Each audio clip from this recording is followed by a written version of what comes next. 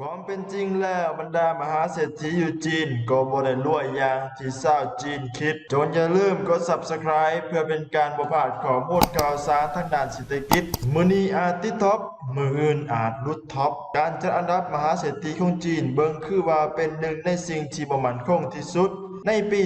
2017 หุยคายานผู้ก่อตั้งบริษัทพัฒนาอสังหาริมทรัพย์จีน Evergrande Groupแม่นผู้ที่รวยที่สุดในประเทศจีน1 ปีต่อมาแจ็คหมาของ Alibaba Group ได้เข้ารับตำแหน่งนี้ถึงจนฮอดปัจจุบันนี้ทานซองชันชานประธานบริษัทผลิตน้ำดื่มบริษัทนงฟูสปริง CEO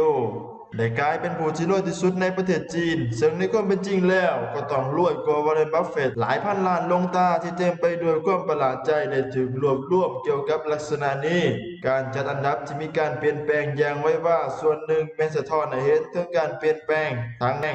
ด้านโครงสร้างในเศรษฐกิจของจีนจำนวนผู้พัฒนาอสังหาริมทรัพย์เพิ่มขึ้นจนฮอดท้ายปี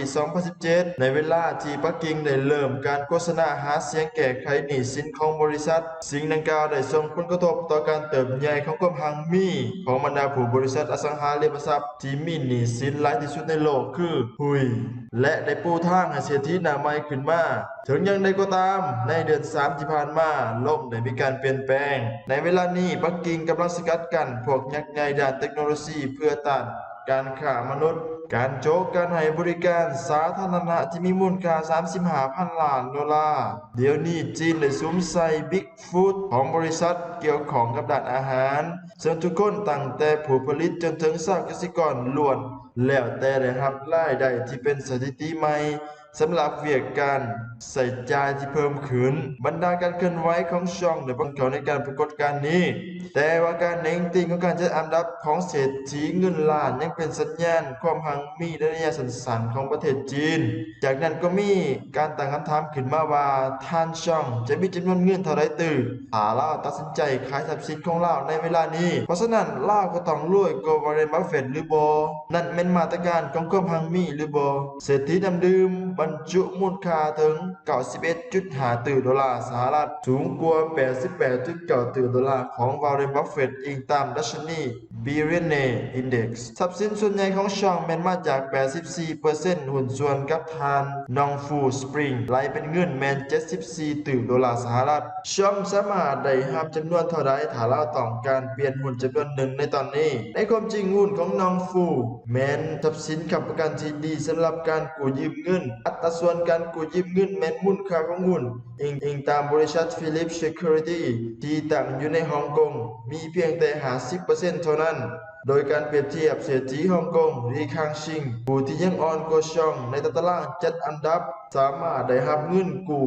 80% สำหรับหุ้นของลาว GCK Hutchison Holding สำหรับนำทรัพย์สินของแจ็คหมามันคงกว่าหลายเท่าธนาคารตัดสินขนาดของการกู้ยืมเงินโดยอิงใส่สภาพคล่องหรือความไวที่หุ้นได้ถือขายอัตราส่วนการกู้ยืมเงินกับมูลค่าของหุ้นแม่นสูงกว่าถ้ามันแม่นส่วนหนึ่งของดัชนีหลักเช่นหางเช่นบอนด์ TCK Hutchison และ Alibaba อยู่ในกลุ่มเดียวกันกำไรและขาดทุนก็ยังบ่ทันใกล้แสดงให้เห็นถึงความน่าเชื่อถือได้ฉะนั้นการเบิ่งความหังมีของเศรษฐีเงินล้านของจีนก็สามารถหลอกลวงได้เพราะว่าความหังมีของพวกเขาส่วนใหญ่แม่นมาจากการถือหุ้นอาจจะมีการโต้เถียงกันว่ามูลค่าทรัพย์สินของน้องฟูอาจจะสูงกว่าผิดปกติเช่นเดียวกับท่านหุยที่อยู่ในอันดับที่ 13 ในประเทศจีนผู้ที่รวยที่สุดในประเทศก็บ่สามารถมีมูลค่าทรัพย์สินหลายถึง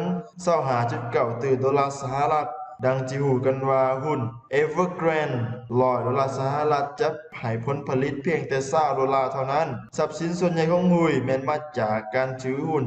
77% ของลาวใน Evergrande ซึ่งนั่นมันก็เป็นตัวชี้บอกให้เห็นถึงความมั่นคงทางด้านทรัพย์สินและเศรษฐีชาวจีนก็บ่สามารถที่จะร่ำรวยและมีทรัพย์สินที่มั่นคงกว่าวอร์เรนบัฟเฟตต์ขอขอบใจทุกท่านที่เข้ามารับชมรับฟังจงอย่าลืมกด Subscribe เพื่อเป็นกำลังใจให้กับทางช่อง